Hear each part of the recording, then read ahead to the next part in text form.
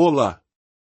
Hoje, vamos mergulhar em um tema profundo e muitas vezes mal compreendido, o narcisismo. E mais especificamente, vamos falar sobre os aspectos que o tornam perigoso. O narcisismo vai muito além da imagem popular de um adolescente que nunca cresceu, ou de um parceiro que curte fotos inadequadas nas redes sociais e flerta com colegas de trabalho. Não se trata apenas de um egoísmo incompreensível, de um amigo que está sempre competindo com você e ignora seus sentimentos, ou de um pai ou mãe narcisista que, mais uma vez, se lamenta porque você não vai passar o feriado em casa, chamando de ingrato e egoísta. Pode ser tudo isso, e frequentemente é. Mas existem certos sinais do narcisismo que, quando combinados, exigem nossa atenção total. Precisamos reconhecer que estamos diante de algo que vai além de um aborrecimento doloroso, e que pode se tornar algo muito mais pernicioso e potencialmente prejudicial. Um estudo muito importante, publicado há alguns anos por pesquisadores como Sophie Kajervik e Brad Buman, encontrou uma associação clara e consistente entre o narcisismo e todas as formas de violência e agressão. Para muitos especialistas, essa foi uma das publicações mais significativas sobre o tema, porque trouxe dados concretos para algo que muitos de nós, que já estivemos em relacionamentos assim, sempre suspeitamos. Nós sentíamos que era perigoso, e finalmente a ciência confirmou esse sentimento. Mas aqui está a parte complicada: a maioria de nós, felizmente, nunca experimentará agressão física direta de uma pessoa narcisista. Muitos, infelizmente, passarão por isso, mas não é a regra. No entanto, você pode sentir que a situação está chegando perto desse limite. Você pode ter a sensação de que, com o tempo, se não seguir exatamente as regras impostas, as coisas podem piorar. Vemos isso em relacionamentos de controle coercitivo que ainda não chegaram ao ponto da violência física. Somos mantidos na linha simplesmente pelo medo potencial da violência, inibidos pelas muitas maneiras que uma pessoa narcisista pode explodir. E essa explosão não é apenas física. A maioria de nós não é agredida fisicamente por um chefe, ou por um irmão na vida adulta. O abuso que sofremos é, na maioria das vezes, emocional. Por causa disso, às vezes subestimamos o perigo real de um relacionamento narcisista. O narcisismo e o antagonismo, assim como seus vizinhos próximos como a psicopatia e a sociopatia, são perigosos. Estar em um relacionamento com alguém que exibe esses padrões será sempre prejudicial. O dano é tipicamente psicológico, mas pode se manifestar de outras formas também. Esses padrões são perigosos não apenas em nível pessoal, mas também para a sociedade. Líderes narcisistas comandam locais de trabalho, governos e organizações sociais. E por causa desses líderes, as pessoas dentro desses sistemas são prejudicadas. Os líderes narcisistas não se importam com as pessoas que deveriam liderar. Suas posições de liderança servem apenas para eles, para seu suprimento, seus egos, seu poder. É por isso que, uma vez que uma pessoa narcisista assume o controle de uma organização, ela normalmente a leva à ruína, com pouca ou nenhuma consideração por como isso afetou as outras pessoas. É importante entender que certas características do narcisista, por si só, não são o perigo. O charme, o carisma, a extroversão, a necessidade constante de admiração. São irritantes, às vezes até divertidos, mas não são inerentemente nocivos. O problema é que eles funcionam como portões de entrada. São essas qualidades que nos atraem para esses relacionamentos, nos aproximando de seus comportamentos verdadeiramente destrutivos. O perigo do charme e do carisma é que eles vêm misturados com os traços que discutiremos a seguir. Essas características mais positivas e divertidas podem nos confundir, impedindo-nos de ver o quadro completo dos padrões narcisistas. A chave para avaliar os sinais de perigo é não se deixar enganar pela ideia de que talvez este relacionamento não seja tão perigoso, porque também tem essas outras coisas boas. Uma vez que você identifica os sinais que vou mencionar, o relacionamento não é seguro. E não importa se ele escala para um controle psicológico severo, uma raiva constante que drena sua energia, ou se acumula tensão até explodir em violência. Preste atenção a estes sinais de alerta. O mais triste é que, em teoria, poderíamos prevenir muito dessa violência nos relacionamentos. Mas nossas leis e sistemas sociais não estão preparados para isso. Geralmente, esperamos até que as pessoas já estejam feridas para fazer algo. E nos relacionamentos narcisistas, frequentemente nos deixamos confundir pelas coisas brilhantes, como o charme e a sedução, ou pelas coisas nem tão brilhantes, que exploram nossa pena e vulnerabilidade, como o vitimismo, a vergonha e os falsos pedidos de desculpa. Então, vamos falar sobre os sinais que tornam o narcisismo verdadeiramente perigoso. O primeiro é a extrema sensibilidade, a pele fina do narcisismo. Seja uma pequena piada, um feedback construtivo ou qualquer situação que implique que eles não são especiais, como ter que esperar em uma fila ou não receber tratamento VIP, tudo isso é vivenciado por eles como uma ferida narcísica. E isso desencadeia um efeito cascata.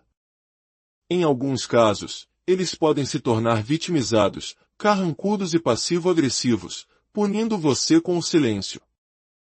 Mas, com a mesma facilidade, isso pode se transformar em um ressentimento massivo, um rancor que cresce com o tempo. Como pessoas narcisistas também são impulsivas e têm grande dificuldade com a regulação emocional, especialmente a raiva, se elas se sentem desapontadas ou contrariadas, elas frequentemente atacam. Se a pessoa narcisista se sente provocada de alguma forma, mesmo que para um observador externo não pareça uma provocação, a reação pode ser desproporcional. Ser informado de que não é uma exceção à regra, que precisa seguir as mesmas regras que todos os outros, já é o suficiente. E se for algo mais direto, como um erro no trânsito, uma disputa por uma vaga de estacionamento, a situação pode se tornar perigosa muito rapidamente. A falta de capacidade de regular as emoções significa que as coisas podem escalar velozmente.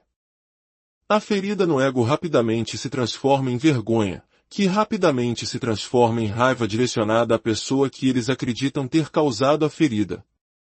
Isso pode levar não apenas a uma raiva impulsiva no momento, mas também a plantar a semente de um rancor, de uma vingança lentamente planejada. Eles farão você pagar por tê-los feito parecer ou se sentir mal. É daí que vêm os divórcios extremamente caros ou os processos judiciais frívolos que muitas pessoas enfrentam ao lidar com narcisistas. Isso nos leva a outro sinal de perigo, a sede de vingança. Pessoas narcisistas guardam rancor e precisam de vingança para se sentirem no controle. Elas conspiram, criam campanhas de difamação, usam outras pessoas contra você e podem até perseguir fisicamente. Tudo faz parte da vingança. Se eles o veem como alguém que os fez sentir vergonha, que os fez parecer mal, que não os tratou como especiais, eles buscarão vingança. Essa natureza vingativa é o motivo pelo qual eles adoram processos judiciais e por que continuarão, por meses ou até anos, enviando mensagens de texto raivosas e e-mails ameaçadores. Eles espalharão mentiras sobre você para colegas e amigos. Eles embarcarão no que pode parecer uma missão obstinada para isolá-lo de sua rede de apoio e transformar sua vida em um estado de hipervigilância constante. Pessoas que passam por versões mais severas disso relatam que não se sentem mais seguras no mundo, sempre olhando por cima do ombro, sem saber o que a pessoa narcisista fará a seguir. O mais curioso é que, eventualmente, é apenas uma questão de tempo até que a pessoa narcisista perceba que uma nova pessoa injustiçou. Então, eles podem direcionar seu foco e sua raiva para essa nova fonte. Mas até lá, o dano da vingança já foi feito, não apenas pelas ações em si, mas pelo estado de alerta constante que você é forçado a manter. Lembre-se, a vingança também é uma forma de manter o poder, o controle e o domínio. É um lembrete constante para eles mesmos de que sairão por cima, porque eles precisam sair por cima. A ideia de que as pessoas têm medo deles e de seu poder acalma sua personalidade. A noção de que todos os temem não os faz sentir mal, pelo contrário, reforça seu senso de poder. Mas, e é aqui que fica confuso, eles ainda não gostam quando as pessoas os tratam como se fossem assustadores. Eles mantêm a autoimagem de serem pessoas boas. É uma contradição complexa. Eles querem que as pessoas tenham medo deles, mas querem ser vistos como bons. Outro fator que contribui para o perigo é o vitimismo do narcisista. Eles genuinamente acreditam, a um nível quase delirante, que são as vítimas. Que há uma caça às bruxas contra eles, que as pessoas estão conspirando para prejudicá-los. É uma crença egocêntrica de que muitas pessoas estão organizadas especificamente para atacá-los, como se ninguém tivesse mais nada para fazer. Quando algo não sai como eles querem, é sempre porque estão sendo injustamente alvejados. Esse vitimismo não é apenas patético, é o combustível para sua sede de vingança. O vitimismo anda de mãos dadas com outro padrão perigoso, uma desconfiança crônica que beira a paranoia. Essa combinação de se sentir uma vítima com a paranoia de estar sendo alvo pode levar a circunstâncias trágicas. E como a pessoa que se comporta assim ainda consegue, às vezes, parecer normal para as autoridades ou outras pessoas, a situação pode ser minimizada como um problema de família ou apenas uma briga que precisa esfriar, em vez de ser reconhecida como um padrão perigoso e contínuo. A arrogância também é um fator crucial. Ela se manifesta na crença inabalável de que nunca serão pegos, e mesmo que sejam, nada lhes acontecerá. E, historicamente, em muitos casos, isso tem sido verdade. Ou eles não são pegos, ou conhecem pessoas que podem fazer o problema desaparecer, ou são charmosos o suficiente para se safarem. Se isso acontece repetidamente, reforça a sensação de que podem fazer qualquer coisa. O perigo é que esse comportamento pode escalar com o tempo, à medida que enfrentam poucas consequências. Talvez o maior desafio de todos seja a falta de capacidade de autorreflexão. Pessoas narcisistas podem ter uma boa empatia cognitiva, ou seja, elas conseguem entender intelectualmente os sentimentos dos outros. Elas sabem o que você está sentindo. Mas, por causa da baixa empatia emocional, elas simplesmente não se importam. Esse entendimento não se traduz em compaixão ou mudança de comportamento. Eles têm uma autopercepção distorcida de que são pessoas muito empáticas, boas, vítimas sofredoras que são maltratadas pelo mundo. Isso significa que eles se sentem cronicamente incompreendidos por todos, mas, ironicamente, eles não compreendem a si mesmos.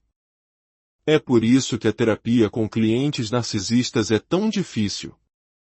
Eles geralmente desistem quando o trabalho pesado de autoanálise começa. O que impede a maioria de nós de dizer algo terrível ou de agir impulsivamente não é apenas o medo das consequências, mas o fato de não querermos machucar outra pessoa. Reconhecemos que não somos assim, estamos em contato com nossos valores. Esse freio interno não existe para pessoas narcisistas, e é isso que torna esse estilo de personalidade tão perigoso. De forma simples, eles não entendem o impacto que causam. E, mais importante, não entendem a si mesmos e não se importam em entender, porque isso significaria entrar em contato com sua própria vulnerabilidade, o que é inaceitável para eles. Portanto, o caminho narcisista é muitas vezes gritar, explodir ou atacar primeiro e, talvez, pedir perdão depois. É o modelo de uma criança de 3 anos que faz birra, mas ainda espera que a mãe diga que o ama depois. Funciona para uma criança, mas não para um adulto. E para piorar, eles não só querem ter suas explosões de raiva, como também querem que todos esqueçam que aquilo aconteceu. Mas mesmo que sua mente tente esquecer, seu corpo não esquece. Quando você junta todos esses padrões, a sensibilidade extrema, a falta de regulação emocional, a impulsividade, a tendência a se ver como vítima, a crença de que não deve enfrentar consequências, a incapacidade de autorreflexão e a desconfiança, tudo isso amarrado com um grande laço de direito e arrogância, você tem uma receita para o perigo. Curiosamente, existem alguns fatores que podem, às vezes, atuar como uma proteção. Um deles é a obsessão da pessoa narcisista em manter uma boa aparência para o mundo. Eles querem que os outros pensem que são ótimos. É aqui que o narcisismo se afasta um pouco da psicopatia. Pessoas com traços psicopáticos não se importam tanto com a opinião alheia, mas os narcisistas, sim. Isso pode ser um freio, pois o narcisista pode calcular, se eu for pego fazendo isso, minha imagem ficará ruim. Esse medo da vergonha pública pode, às vezes, impedir que as coisas escalem.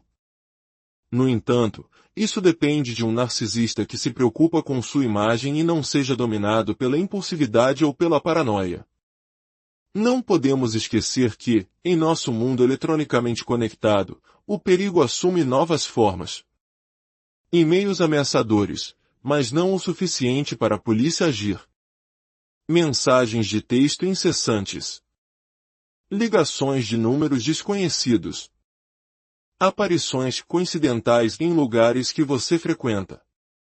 Tudo isso cria uma sensação de ameaça constante, que nos aprisiona em nossas próprias mentes. Isso é uma forma de violência psicológica que causa um dano imenso à nossa saúde mental. A forma como o narcisismo contribui para a periculosidade é, francamente, uma questão de saúde pública. Nossos sistemas legais e sociais ainda não estão equipados para lidar com um fato que a pesquisa confirma: esse estilo de personalidade não muda. Esses padrões praticamente garantem que, em qualquer relacionamento narcisista, as coisas tendem a piorar com o tempo. A verdade é que os sinais estão sempre lá. Mas, para vê-los, às vezes precisamos abandonar nossos ideais sobre como gostaríamos que o mundo fosse e estar dispostos a aceitar como ele, e algumas das pessoas nele, realmente são. É irônico que, em um mundo onde podemos ler 1000 avaliações sobre uma pizzaria ou um açaí na esquina, não tenhamos acesso ao histórico de comportamento de uma pessoa potencialmente perigosa. Temos que passar pelo arriscado processo de descobrir em tempo real. Tudo o que podemos fazer é prestar atenção a esses padrões desde o início. E nos policiar para não racionalizá-los, dizendo coisas como: "Ah, ele não quis dizer isso, ela só precisava se acalmar, ele fala coisas da boca para fora, mas ele foi tão legal com o meu cachorro, muitas outras pessoas gostam dele", ou "foi só um dia estressante no trabalho". Em pouco tempo, apesar de todos os sinais de que a situação não é segura, as racionalizações criam uma nova realidade distorcida e ficcional. Se este conhecimento ressoou com você, considere compartilhá-lo. Ao espalhar a informação, você pode ajudar alguém a enxergar uma situação perigosa com mais clareza e a encontrar a força para se proteger. Os especialistas que estudam isso de perto estão nos dizendo: os sinais estão lá, os padrões são reais. Precisamos sair do nosso otimismo ingênuo e prestar atenção a eles. Por favor, preste atenção, porque isso é real, mesmo que outras pessoas lhe digam que não é. Sua segurança e sua paz de espírito